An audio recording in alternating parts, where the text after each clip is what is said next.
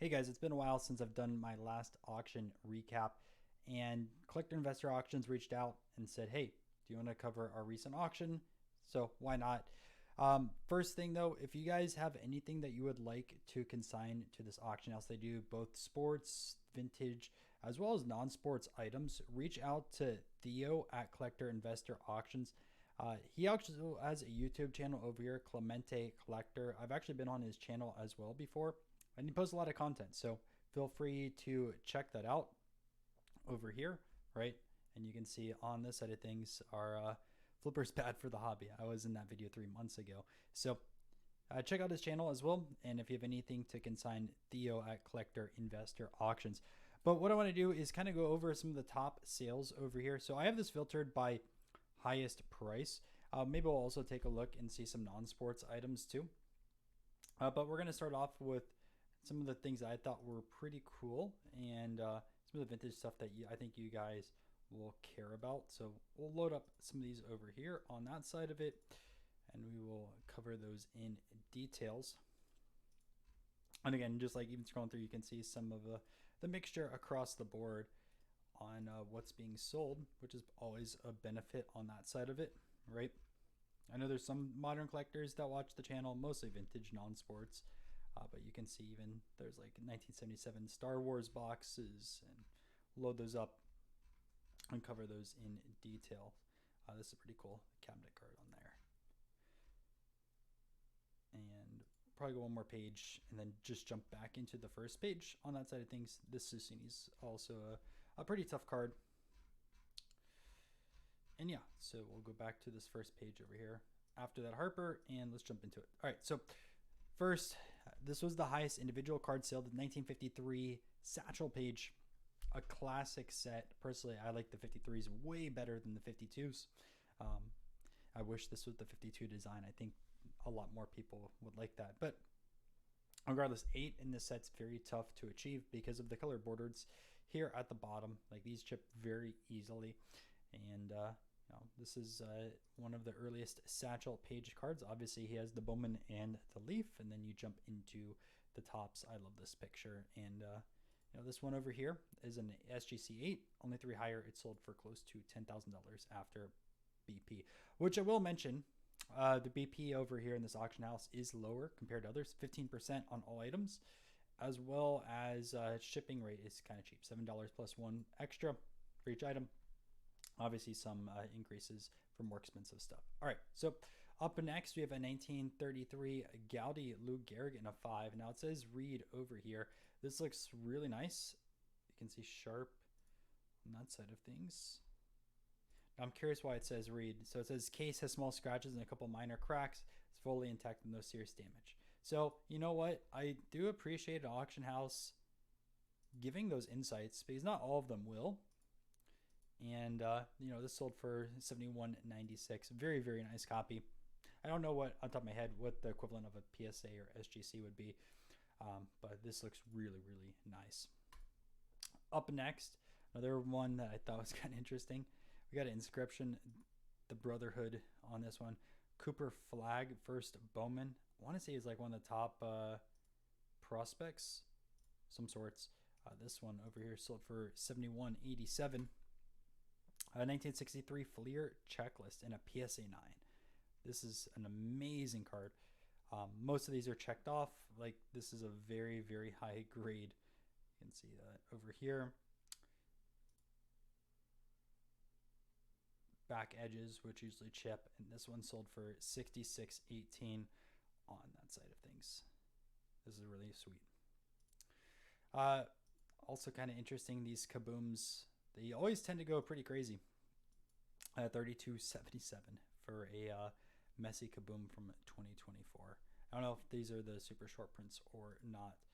Jumping into a 1951 Parkhurst, we have a Gordie Howe with some tape stains over here, but this is kind of like the 52 mantle, or 51 Bowman mantle, if you want to say the same year, of hockey cards. A lot of people want this Gordie Howe even in low grade, and it's pretty apparent on that side of things.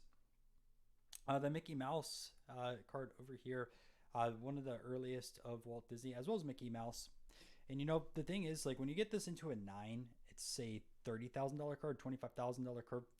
Big drop off, obviously, going into the 8th grade, but significantly a lot more 8s and 9s. I want to say there's 4 9s. It could have changed. I haven't taken a look at the pop in a while, but this is kind of like the Gowdy Ruth of non-sports cards, same era, things like that. They're plentiful available, but a lot of people want it.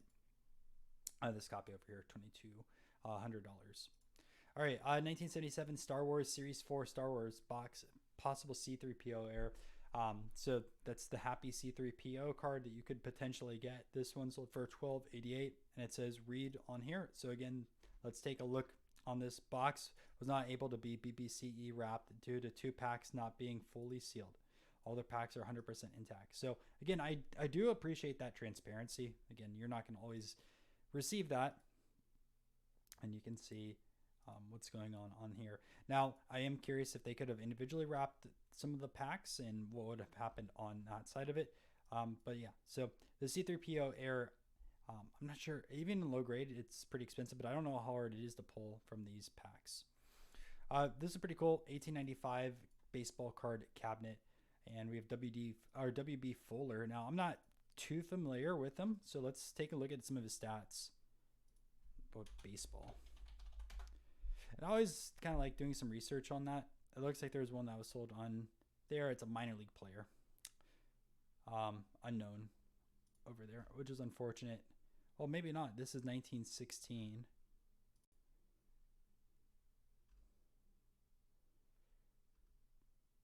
This person has this wanted. It's on VCP. I don't know. Is it Shorty Fuller? It might be this guy over here. William, yeah, Shorty Fuller. It's interesting they didn't put it over here. 7 wins above replacement, 235 batting average, 67 OPS plus. That's pretty bad OPS plus. So not your best player, done at the age of 28 in 1896. So probably one of his last cards. Either way, there is that over here. Did he pitch also, or is he just a batter? Looks like just a batter. Cool. We learned something new. Let's see Shorty Fuller if there's anything interesting on this guy. It's an interesting nickname. Look at that wiki. It is so small. They have his old judge card over here. There's like nothing about him. His brother also played. Again, nothing about him. Look at that, 0 batting average.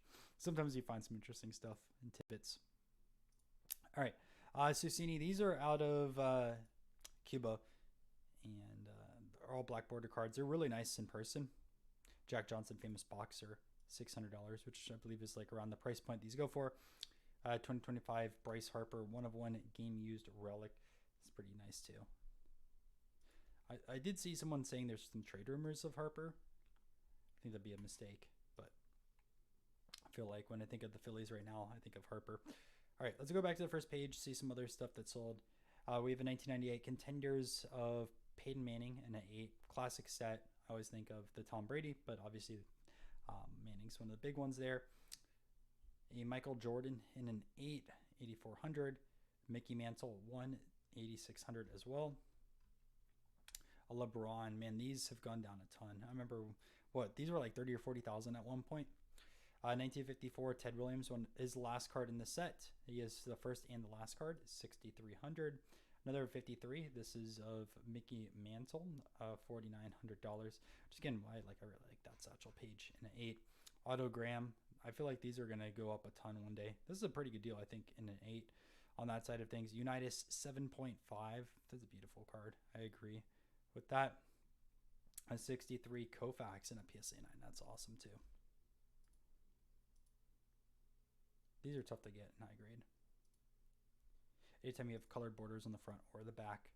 Luka 2018. I don't think that's the rookie card year. Otani RPA. Nice 3-colored patch sticker auto though. Drake May. Is he still doing anything? I don't really follow too much on the football side of things. 1939 stamp. I didn't realize these were so expensive on that side of it. 3105. Colligan chips. I know a lot of people try to get the Hannes Wagner because it's kind of a steal for the same image of his T206.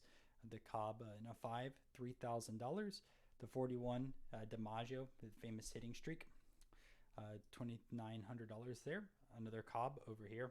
Not a lot of people love these cards, but I think they're pretty good bargains on that for 2903. Pete Rose rookie and a 6. Francona, wow, and a 10, 2144. A lot of really high grade 63 Fleers. Orlando Cepeda also in a 9 over there. 1960 set 1 through 572 at $2,000. I think that's a pretty good buy on that side of things, especially if you're a dealer at a card show and you want to break up the set or just sell the set in general. Same with 1960 Fleer, all graded. It seems like a pretty good price. 74 out of there, you know, possibly like a ComC or something like that. Same with this 52 lot.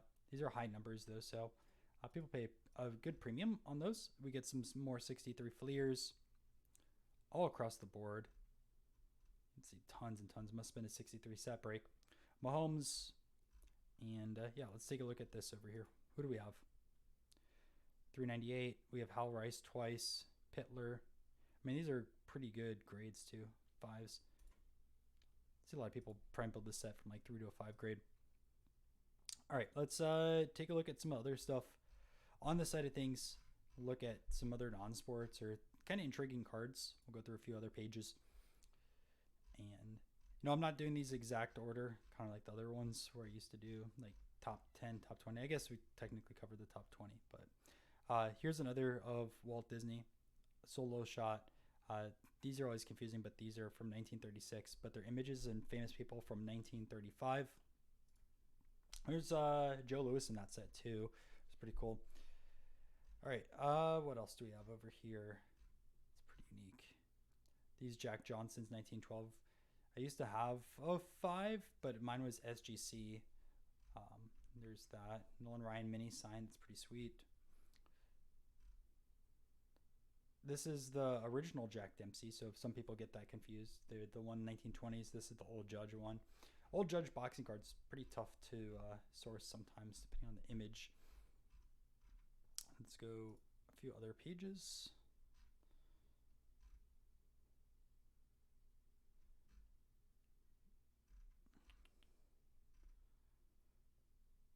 Bobby Jones.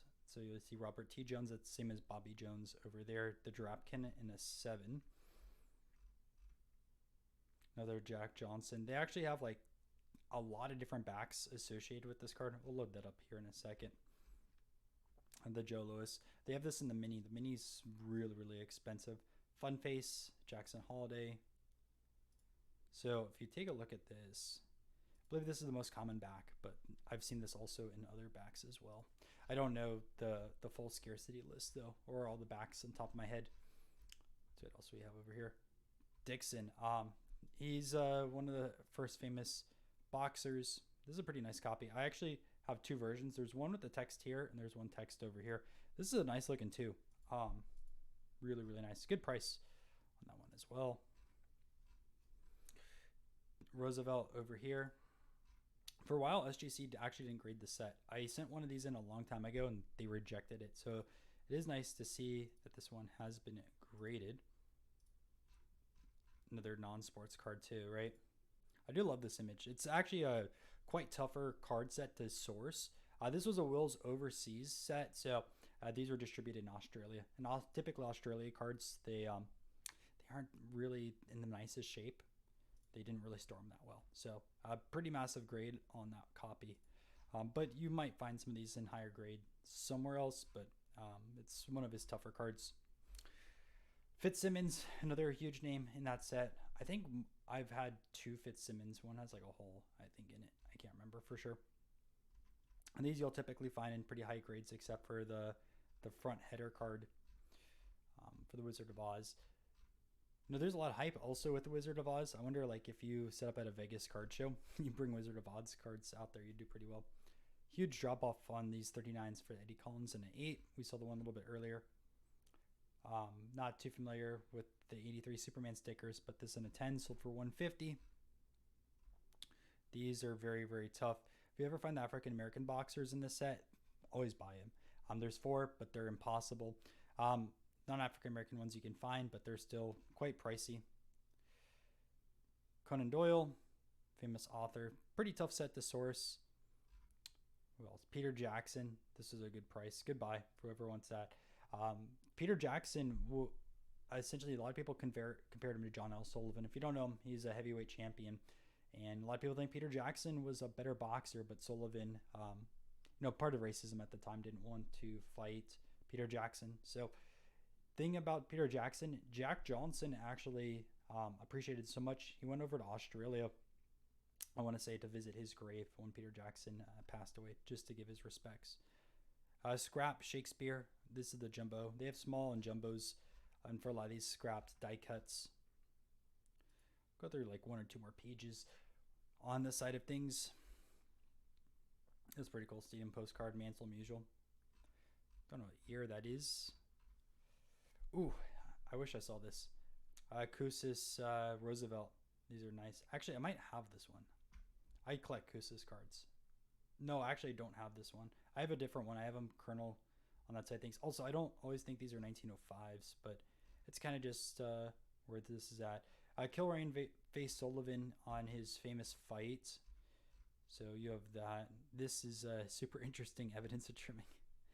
Yeah, a little bit more than trimming over there on that side of things. Let's keep going through. See other non-sports. James Monroe. These have gone up a ton. A lot of people are collecting these. I like this set quite a bit, by the way. I wish I got the Lincoln. I have the Washington. I paid up for a really nice copy. Don't know a lot of these other boxers. Hall of Fame cut auto. Who's on this? I always like these 6. Satchel Paige, Eckersley, Feller. Who's the other 3? Let's take a look. Or is it just a triple? Who's on the other side? Oh, Victor Martinez, Hafner, Grady Sizemore. That's a shame. That first side was super strong. It's like that joke online where a series is like great and then just goes downhill. I mean, that side's an amazing side. The other side is kind of mediocre. Not to say those players are mediocre, but like you have 3 Hall of Famers there. Buffalo Bill in a 3. What else do we have over here? Meredith in a 3. Meredith stuff has gone down, but he does have some rare stuff out there. Soccer player or football player, depending where you're watching this. I really like this real photo of Mark Twain. Oh man, I missed out on this Eiffel. I was actually traveling, so I couldn't bid, unfortunately, but I would have done that. Guy behind the Eiffel Tower. So I have a few of his other cards, but that's a really nice grade for a Kousis. Rotograph Mark Twain. What does it say read over here? Tape residue, top left. Again, like they didn't have to put this in over here, but I appreciate it. These like real photos are really, really cool. Twain has a few signed postcards also. I've seen. I think they go for like a few thousand at auction. I might save up for one day. All right, 2 more pages. Normally I wouldn't do this for an auction, but it's 14 pages. It's fun to go through. It's kind of interesting to see some of the stuff too. All right, what else do we have over here? Hobbs, very famous cricketer. So it's cool to see some cricket cards in over here too. Bottomley, Hall of Famer. Some more Disney stuff and things like that. I don't think that's actually Disney. Go last page over here. Memorial Day. Haven't seen this one before. This is a fun set. All the generals. Brooks Robinson baseball. That seems like a great buy. Andrew Johnson, scrap. And guys, that is it for this auction. Again, I changed up the format a little bit, just kind of going through some of the pages. Let me know what you think of this. I kind of like that, show some of the top sales and then some of the other pages so you can kind of see a widespread of what is going on in this auction house. And I can talk about some of these more unique sets as well. I know in the future also, I'll go through some of these comps and things like that too across the board, but hopefully you guys enjoyed this video. Again, if you have anything to consign, reach out to Theo, Theo at Collector Investor Auctions, or you can reach out to him on his YouTube channel over here. He's in charge of the consignment on this side of things. Thanks for watching, and I'll catch you guys in another video.